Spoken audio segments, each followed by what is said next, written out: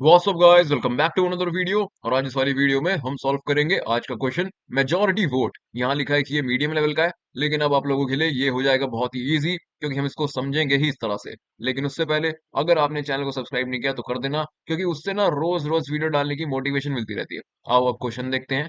You are given an array of integers nums, मतलब हमें एक एरे गिवन है, उसमें इंटीजर्स होंगे, where each number represent a vote to a candidate. यानी कि जो एरे के एलिमेंट्स है ना, वो किस कैंडिडेट को वोट गई है ये बता रहे हैं। ठीक है, अभी देखेंगे हम।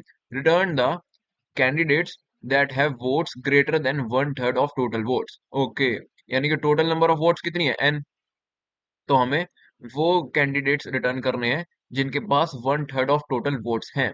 अगर ऐसा कोई है ही नहीं तो रिटर्न कर दो -1। इस एग्जाम्पल में देखो यार, ये जो है ना, एक कैंडिडेट का नाम 2 है, एक का नाम 1 है, एक का नाम 5 है, एक का नाम 6 है। ये चार कैंडिडेट खड़े हुए हैं इलेक्शन में। 2 इस एरे में एक ही बार आ रहा है, यानी कि सिर्फ एक आदमी ने 2 वाले कैंडिडेट को वोट किया है। 1 भी इस एरे में एक बार आ रहा है, यानी कि सिर्फ एक आदमी ने 1 वाले कैंडिडेट को वोट किया है। और 1 2 3 4 चार आदमियों ने 5 नाम के कैंडिडेट को वोट किया है। और 1 2 3 4 5 5 आदमियों ने 6 नाम का जो कैंडिडेट है उसको वोट किया है। ठीक है ना, ये कैंडिडेट्स के नाम मान लो आप, कि 2 वाले को एक वोट मिली है, 1 वाले को भी एक वोट मिली है, 5 वाले को 4 वोट मिली है, और 6 वाले को 5 वोट मिली है। ओके, एरे का साइज कितना है? 1 2 3 4 5 6 7 8 9 10 11। ओके, यानी कि 11 डिवाइड बाई 3 होता है 3। तो जिन भी n बाय 3 यानी कि 11 डिवाइडेड बाय 3 होता है 3, तो जिनको भी 3 से ज्यादा वोट मिली है वो लोग जीत गए हैं। और 3 से ज्यादा वोट किसको मिली है? ये देखो, 5 वाले को 4 वोट मिली है, और 6 वाले को 5 वोट मिली है, इसलिए 5 और 6 जीत गए। 5 एंड 6 अगर more than n by 3 times.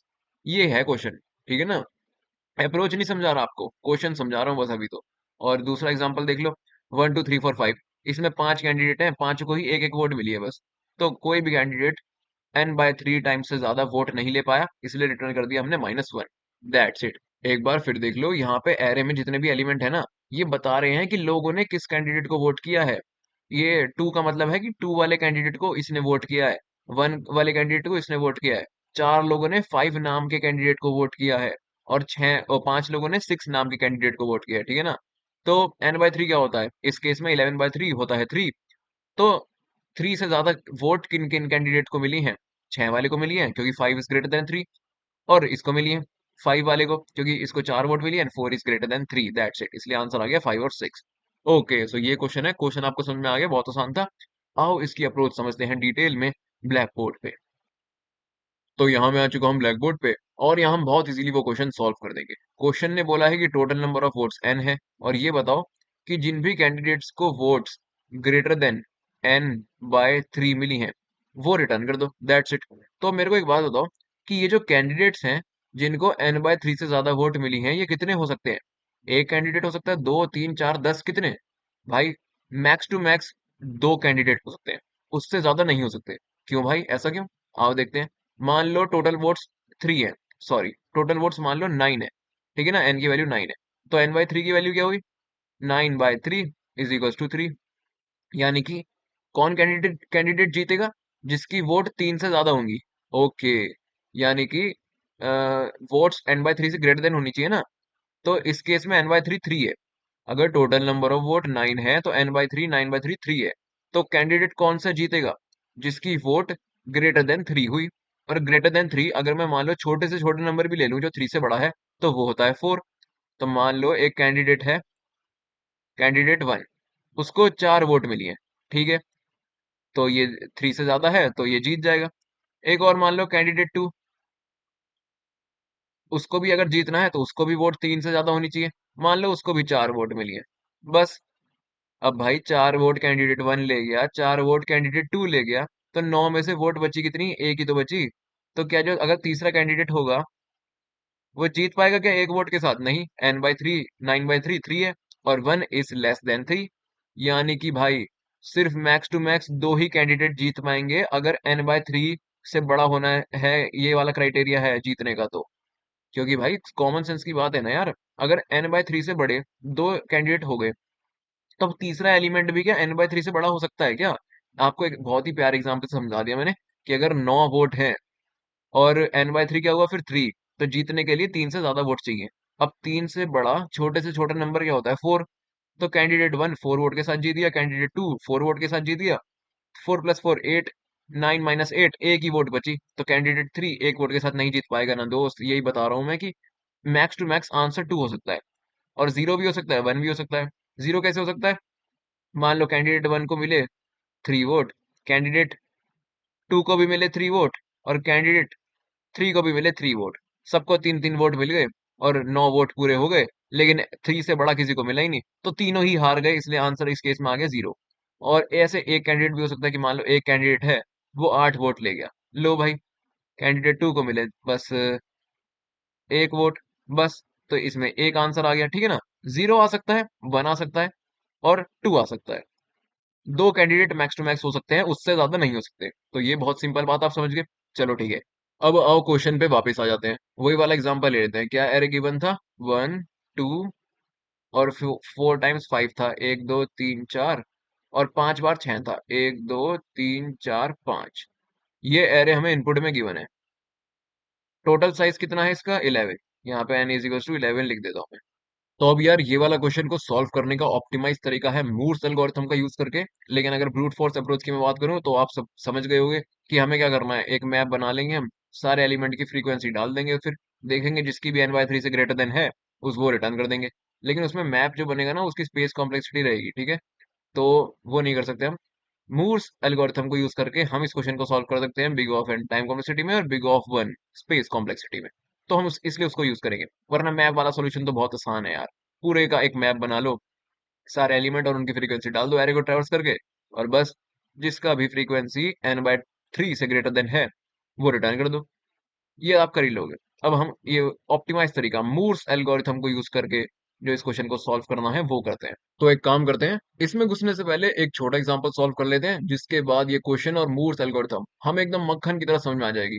तो नेक्स्ट पेज पे चलते हैं, और मान लो हमें इनपुट में एरे गिवन है 1 2 3 2 2। ठीक है। अब देखो, पिछले वाले क्वेश्चन में बोला था कि जो भी एलिमेंट एरे में n/3 टाइम्स से ज्यादा टाइम्स आ रहा हो ना, वो रिटर्न कर दो। मान लो इसमें हमने बोला है कि जो भी एलिमेंट एरे में n/2 से ज्यादा टाइम आ रहा हो, n/2, वो रिटर्न कर दो। अब देखो, n/2 से ज्यादा एलिमेंट जितनी अगर कोई एलिमेंट n/2 से ज्यादा टाइम्स अकर हो रहा है, तो उसको कहते हैं मेजॉरिटी एलिमेंट। ठीक है ना, मेजॉरिटी एलिमेंट। और उसको ही फाइंड करने के लिए हमारी मूर्स एल्गोरिथम यूज होती है, जो कि उस वाले क्वेश्चन में भी इंप्लीमेंट होगी। ठीक है। तो देखो, जैसे मैंने आपको पहले बताया था कि n/3 से अगर ग्रेटर देन कोई एलिमेंट आ रहा हो, तो मैक्स टू मैक्स 2 एलिमेंट हो सकते हैं। सिमिलरली, अगर कोई एलिमेंट n/2 से ज्यादा प्रेजेंट है, तो ऐसा एक एरे में मैक्स टू मैक्स एक ही एलिमेंट हो सकता है। अरे यार बहुत सिंपल है। मान लो n की वैल्यू 10 है, और हमें बताना है कि n/2 से ग्रेटर देन कितने एलिमेंट हैं। n/2 से ग्रेटर देन कितने एलिमेंट हैं? तो अगर मैं मान लूं एलिमेंट 1, तो n/2 क्या होता है? 10/2 = 5। तो एलिमेंट 1 को 5 से भी ज्यादा बार प्रेजेंट होना होगा, तभी तो वो n/2 से ज्यादा बार प्रेजेंट होगा। तो 5 से बड़ा सबसे छोटा नंबर क्या होता है? 6। ओके। तो अगर एलिमेंट 1 ही भाई 6 बार प्रेजेंट हो गया, तो बचे तो 4 एलिमेंट ही तो बचे बस। तो वो क्या मेजोरिटी एलिमेंट हो पाएंगे? नहीं भाई, तो एक ही आंसर आएगा। ठीक है ना, बस ये बता रहा था मैं आपको। ओके, तो ये बहुत सिंपल आपको बात पता चल गई कि अगर कोई एलिमेंट n/2 से ज्यादा बार एरे में प्रेजेंट है, तो ऐसा सिर्फ एक ही एलिमेंट हो सकता है। अगर है तो या तो 0 हो सकते हैं, या तो है ही नहीं। अगर है तो एक ही होगा। ठीक है ना। अब यहाँ पे देखते हैं कि इस मेजॉरिटी एलिमेंट को फाइंड करने के लिए मूर्स एल्गोरिथम किस तरह से अप्लाई होती है। ठीक है, बहुत सिंपल है, ज्यादा हार्ड नहीं है। हमें क्या करना है, हमें पता चल गया कि एक ही एलिमेंट है। तो एक काम करते हैं, एक एलिमेंट नाम का वेरिएबल ले लेते हैं, उसको इनिशियलाइज कर देते हैं 0 से। एक काउंट नाम का वेरिएबल ले लेते हैं काउंट करने के लिए, उसको भी 0 से इनिशियलाइज कर देते हैं। अब देखो यार, ध्यान से सुनना ये बात। इतनी सी ही मोड्स एल्गोरिथम है, ठीक है ना। और मैं आपको ये भी बताऊंगा कि ये वर्क कैसे कर रहा है, क्या लॉजिक है, और कैसे इंप्लीमेंट करना है। ठीक है ना, सब हम देखेंगे। बहुत आसान है। देखो, हमें क्या करना है, सबसे पहले एक फॉर लूप से इस एरे को हमें ट्रेवर्स करना है। सबसे पहले हम पहले एलिमेंट पे आए, तो हमको पहले एलिमेंट को ही एलिमेंट में डाल देना है 1, और काउंट को भी इंक्रीज कर देना है 1 से। ठीक है। हमने क्या किया भाई, हमको इसमें ढूंढना है कि मैक्सिमम एलिमेंट कौन सा है, मेजॉरिटी एलिमेंट कौन सा है। तो एरे को हमने ट्रेवर्स करना स्टार्ट किया। पहले एलिमेंट पे हमने आए, तो हमने उसको ही एलिमेंट में इनिशियलाइज कर दिया और काउंट को इंक्रीज कर दिया, तो काउंट हो गया 1। अब क्या करना है, हमें बस यही चीज देखनी है कि हम आगे एलिमेंट्स को ट्रेवर्स करेंगे ना, तो बस भाई हमें एक ही चीज देखनी है कि अगर इफ जो भी एलिमेंट में वैल्यू पड़ी है अगर वो बराबर है एरे ऑफ आई, यानी कि जिस भी एलिमेंट में हम खड़े हैं अगर वो उसके बराबर है, तो क्या करेगा उस केस में, सिंपली काउंट को इंक्रीज कर देंगे, काउंट प्लस प्लस। एल्स अगर बराबर नहीं है तो क्या करेंगे, काउंट को डिक्रीज करेंगे, count minus minus, count minus minus लिखा है, ठीक है ना। That's it. क्या भाई मूर्स एल्गोरिथम इतनी सी है क्या ये फर्स्ट स्टेटमेंट? हाँ भाई, इतनी सी ही है बस, इसके अलावा कुछ नहीं है, ठीक है ना। बस इतनी सी ही है। ये वर्क कैसे कर रहा है यार, ये तो समझ तो नहीं आया। बस ये पता चल गया कि हमें ये करना है, अगर एलिमेंट बराबर है, अगर नहीं है तो हमें काउंट को डिक्रीज करना है। लेकिन ये वर्क कैसे कर रहा है भाई बताऊंगा ना, वेट करो। और एक चीज और है, अगर count if count equal equal to 0 हो गया ना, तो एलिमेंट को चेंज कर देना। एलिमेंट चेंज, क्या एलिमेंट चेंज कैसे करेंगे, अरे भाई जिस भी एलिमेंट पे खड़े हैं ना, एलिमेंट में वो वाला एलिमेंट डाल देना, element is equal to ARR of I. That's it यार, ये जो 3 लाइनें यहाँ पे लिखी हैं ना, यही पूरी की पूरी मूर्स एल्गोरिथम है, और इसको ही हम अभी ड्राई रन करके देखेंगे, फिर इसको ही हम कोड में लिखेंगे, ठीक है ना। अब देखो ये वर्क कैसे करेगी ये भी मैं आपको बताऊंगा। सबसे पहले हमने ये काम कर दिया, फिर हम अगले एलिमेंट पे आए। यहाँ देखो, क्या एलिमेंट की वैल्यू और जिस एलिमेंट पे हम खड़े हैं वो बराबर है क्या, 1 इक्वल टू 2 है, नहीं यार नहीं है, तो क्या करना है इसमें, काउंट को डिक्रीज करना है। तो काउंट को डिक्रीज करके आ गया 0। अब यहाँ देखो काउंट 0 हो गया है, तो एलिमेंट को चेंज करना है। जो यहाँ पे लिखा है वही तो बोल रहा हूँ मैं, काउंट 0 हो गया ना, तो एलिमेंट को चेंज कर दो। क्या कर दो, एलिमेंट को उसके बराबर कर दो जिस पे भी हम खड़े हैं। तो एलिमेंट में हो गया 2। ओके, अब हमने 2 को एलिमेंट में डाल दिया है ना, तो उसका काउंट इंक्रीज करना है, ठीक है ना। तो एक काम करता हूँ, एलिमेंट चेंज करने के बाद काउंट इंक्रीज करना है, ये भी लिख देता हूँ मैं आपको, काउंट प्लस प्लस, ठीक है। 1 का काउंट 1 था ना, लेकिन अगले एलिमेंट पे है, तो अगला अगला एलिमेंट था 2, यानी कि एलिमेंट डिफरेंस हो गए। 1 इज नॉट इक्वल टू 2, इसलिए हमने काउंट को 0 कर दिया। अब क्योंकि काउंट 0 हो चुका था, इसलिए हमने एलिमेंट को चेंज कर दिया। अब जो एलिमेंट चेंज करा है उसके बाद काउंट को इंक्रीज करना है फिर से, ठीक है। तो काउंट हो गया 1। ओके, एक आइट्रेशन के बाद इतना हो गया, ठीक है। फिर हम आगे बढ़े, क्या 2 3 के बराबर है, नहीं यार, ये तो भी बराबर नहीं है, यानी कि फिर से काउंट हो जाएगा 0। 0 हो गया क्योंकि काउंट को डिक्रीमेंट करना है ना हमें, तो 1 माइनस 1 इज इक्वल टू 0। अब काउंट 0 हो गया है तो एलिमेंट को चेंज कर दे, एलिमेंट की वैल्यू होगी 3। अब एलिमेंट की वैल्यू चेंज करिए तो काउंट को इंक्रीज कर दे, तो काउंट हो गया 1। ओके, फिर हम अगले एलिमेंट पे आए, 3 अभी भी 2 के बराबर नहीं है, तो फिर से काउंट की वैल्यू हो जाएगी 0, एलिमेंट को चेंज करेंगे क्योंकि काउंट की वैल्यू 0 हो गई, इसलिए काउंट एलिमेंट हो जाएगा 2, और ये अपना 0 हो जाएगा 1, क्योंकि 2 डाल दिया ना, तो काउंट को इंक्रीज भी करना है एलिमेंट को चेंज करने के बाद।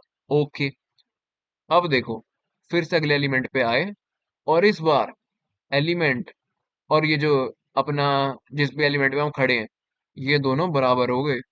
तो इस केस में क्या करना है भाई, काउंट को इंक्रीमेंट करना है। तो काउंट क्या हो जाएगा 2, और कुछ करना है क्या, और कुछ नहीं करना। तो भाई जब हमने पूरा एलिमेंट एरे ट्रेवर्स कर लिया है ना, तो जो भी एलिमेंट में डेटा होगा ना, एलिमेंट में क्या पड़ा है अभी 2, वही हमारा मेजोरिटी एलिमेंट है नहीं, लेकिन हो सकता है वही हमारा मेजोरिटी, अभी हम 100% श्योर नहीं है, लेकिन हमें ये पता चल गया कि अगर इस एरे में कोई ना कोई मेजोरिटी एलिमेंट है, तो वो 2 ही होएगा, उसके अलावा कोई नहीं होगा, या तो कोई भी नहीं होगा या 2 होगा। और एक्चुअली में भी तो इसमें 2 ही है, 1 2 3 देखो दिख भी रहा है हमें कि 3 बार प्रेजेंट है 2। ओके, तो इसका आंसर आ गया 2।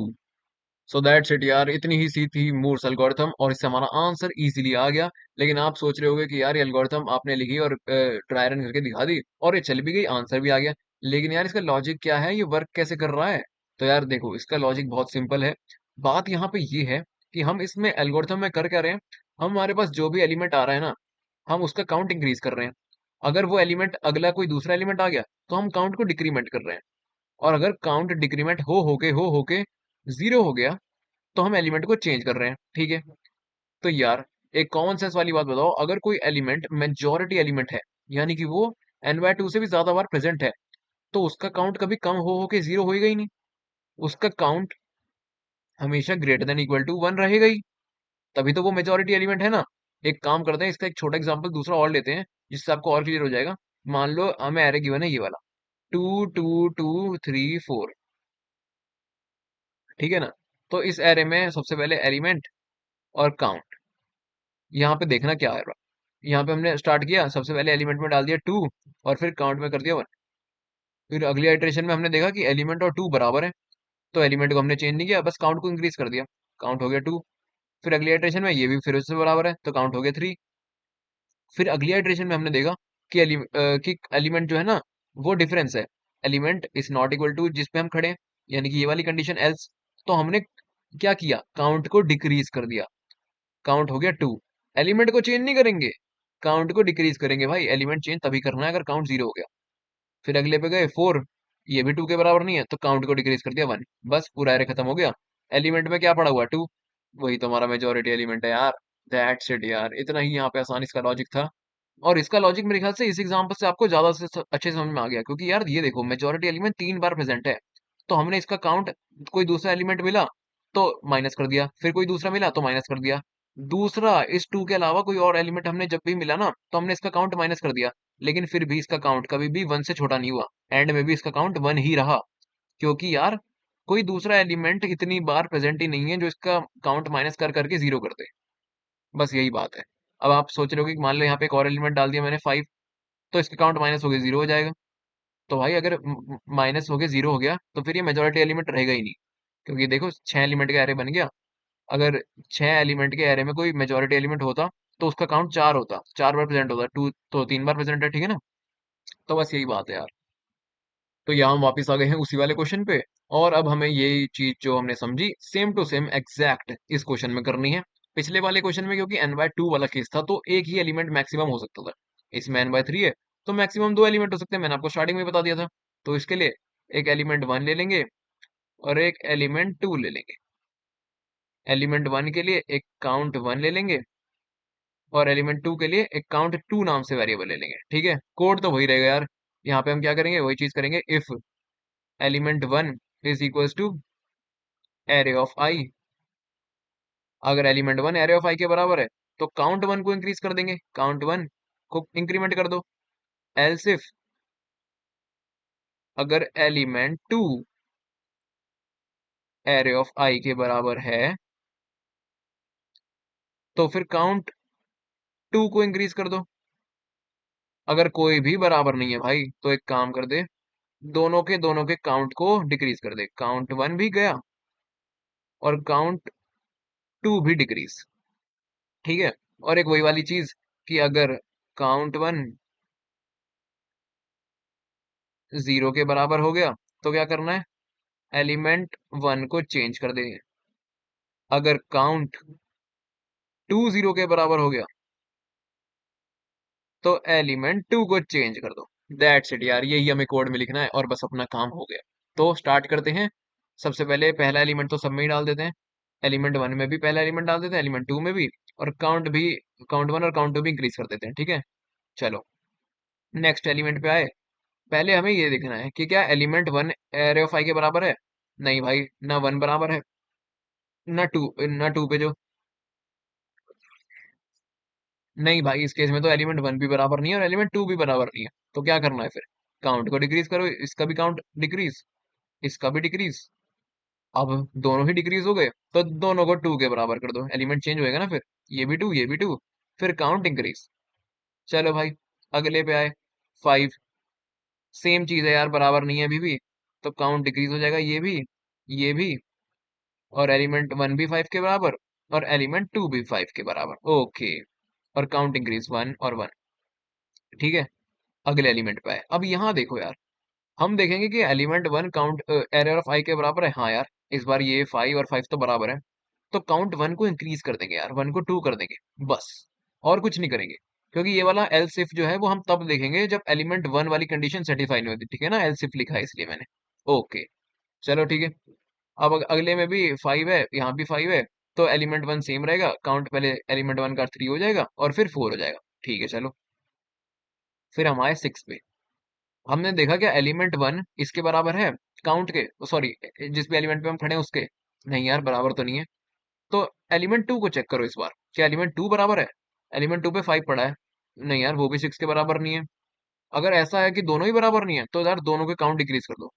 यहाँ हो गया 4 से क्या, 4 से 3, और यहाँ हो गया 1 से 0। अब एलिमेंट 1 का काउंट तो अभी है, 0 नहीं हुआ, लेकिन एलिमेंट 2 का काउंट 0 हो गया है, तो वो चेंज करना पड़ेगा ना। तो एलिमेंट 2 में क्या आ जाएगा, 6। ओके, तो अब अगले में 6 आया। हमने देखा एलिमेंट 1 के बराबर है, नहीं यार एलिमेंट 2 के बराबर है, हाँ है, तो काउंट इंक्रीज कर दो। यहाँ पे पहले 1 होगा, ठीक है ना, फिर 2, और फिर यहाँ पे अब 6 आता रहेगा, 1 2 3, 1 2 3 4, ठीक है ना। तो यहाँ पे भी हो जाएगा 2 के बाद 3 4 और 5, क्योंकि एलिमेंट 2 में हमेशा 6 मिलेगा और उसका काउंट इंक्रीज हो जाएगा। तो एंड में ये एरे जब खत्म हो जाएगा, तब एलिमेंट 1 पे 5 पड़ा है, एलिमेंट 2 पे 6 पड़ा है। बस भैया यही तो हमारे आंसर थे। बस हम एक बार चेक कर लेंगे फिर फॉर लूप चला के कि फॉर इन दोनों की फ्रीक्वेंसी चेक कर लेंगे, क्योंकि हमें पता है ना कि इन इस एरे में या तो जो अपना मेजोरिटी एलिमेंट होगा या तो वो 5 होगा या 6 होगा, या ये दोनों होंगे या कोई नहीं होगा। ठीक है, बस यही की पॉसिबिलिटी है। तो हम बस फॉर लूप से चेक कर लेंगे इनकी फ्रीक्वेंसी, और जो भी होगा उसे एक वेक्टर में डाल देंगे और उसको रिटर्न कर देंगे। दैट्स इट यार, इतना ही आसान यहाँ पे क्वेश्चन था। सो होपफुली यार आपको ये क्वेश्चन समझ में आया हो, क्योंकि मैंने एक छोटे एग्जांपल की मदद से आपको मूर्स एल्गोरिथम भी अच्छे से समझाने का ट्राई किया था, दो दो बार ट्राई रन करके। बस इसमें यही है यार कि जो भी एलिमेंट आया ना उसको एलिमेंट 1 या एलिमेंट 2 में डाल दो। फिर अगर वो एलिमेंट आगे भी आता है तो काउंट इंक्रीज कर दो, नहीं आता तो काउंट डिक्रीज कर दो। काउंट अगर डिक्रीज हो के 0 हो गया तो एलिमेंट को चेंज कर दो, और ऐसे करते रहो जब तक पूरा एरे ट्रेवर्स नहीं हो जाता। और जब पूरा एरे ट्रेवर्स हो जाएगा ना, तो जो एलिमेंट 1 में और एलिमेंट 2 में वो पड़े होंगे ना एलिमेंट्स, वही हमारे मेजोरिटी एलिमेंट्स हो सकते हैं। उसके अलावा कोई नहीं हो सकता, क्योंकि मेजोरिटी एलिमेंट ही हैं जिनका काउंट कट कट के भी 0 नहीं हुआ। दैट्स इट यार, यही लॉजिक था मूर्स एल्गोरिथम का। और आओ इसको इसी चीज को अब लिखते हैं कोड में। सबसे पहले एक काम करते हैं, वही 4 वेरिएबल बना लेते हैं। एक तो इंट एलिमेंट 1, और इसमें क्या डाल देते हैं, सबसे पहला एलिमेंट तो देखो हम एलिमेंट 1 में भी डालेंगे और एलिमेंट 2 में भी डालेंगे। तो नम्स ऑफ 0 एलिमेंट 1 में डाल देते हैं, कॉमा एलिमेंट 2 में भी नम्स ऑफ 0। ठीक है, दोनों वेरिएबल बना के हमने इनिशियलाइज कर दिए। अब इंट काउंट 1 0 और काउंट 2 वो भी 0। ठीक है, इनिशियलाइजेशन वाला पार्ट हो गया। अब एक काम करते हैं, एक इंट भी बना लेते हैं, int n is equals to ARR sorry nums dot size. चलो ठीक है।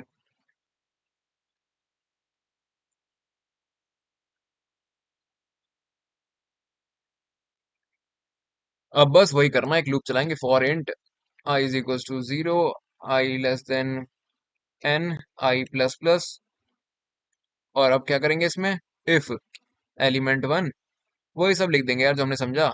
अगर एलिमेंट 1 बराबर है, equal equal to nums of I के, तो यार क्या कर दो, काउंट 1 को इंक्रीज कर दो।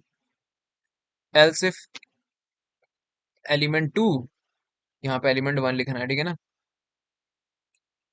अगर एलिमेंट 2 बराबर है नम्स ऑफ आई के, तो काउंट 2 को इंक्रीज कर दो, काउंट 2 को इंक्रीज कर दो।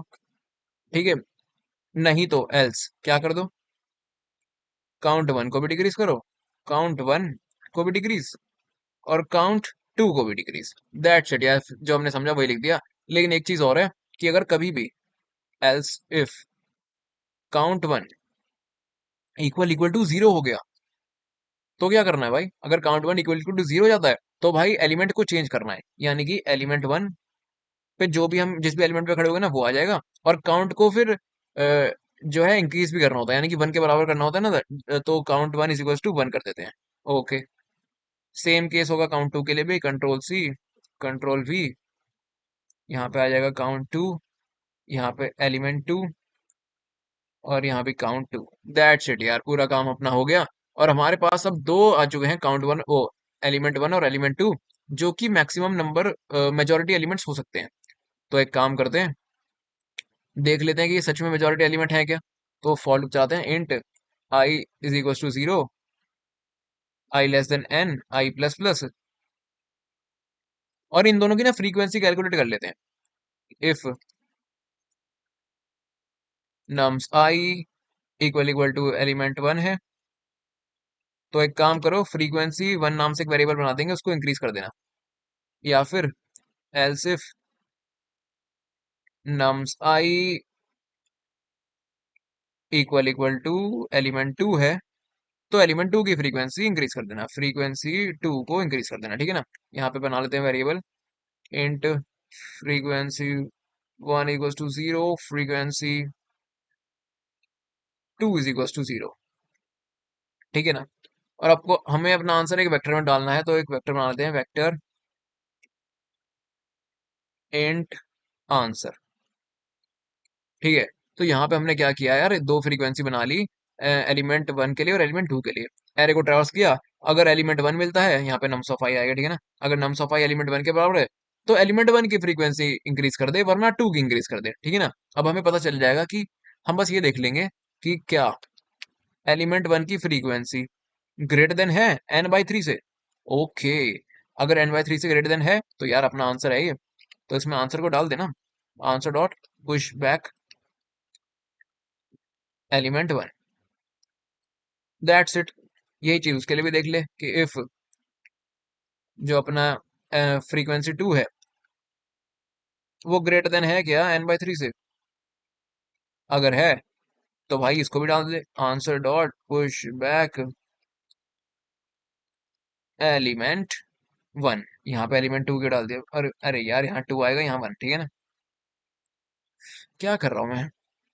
ओके, अब क्वेश्चन ने बोला कि अगर कोई ना मिले ना तो एक काम करना, माइनस वन रिटर्न कर देना।